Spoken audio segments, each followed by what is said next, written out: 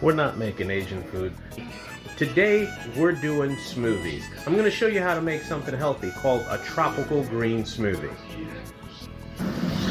In order to kick this off, we're going to start by taking your blender and stuffing it with kale. Yes, putting lots and lots of kale in the blender. Next, you want to add spinach. Go ahead and stuff it down there as much as you can.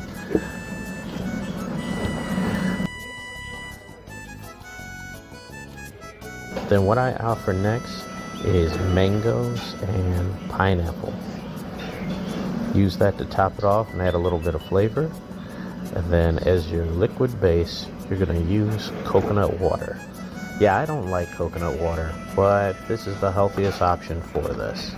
Coconut water.